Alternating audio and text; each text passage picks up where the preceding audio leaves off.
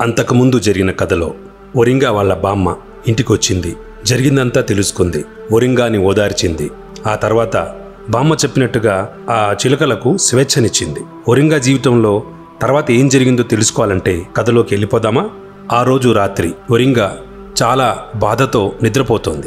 బామ్మ పక్కనే కూర్చునుంది. నిద్రలోకి జారుకున్న తర్వాత ఒరింగాకు రాత్రి కలలో భైరవకోన అడవి మళ్లీ కనబడింది. ఒక్కసారిగా ఏదో మార్పు, ఒక వెలుగు వచ్చింది.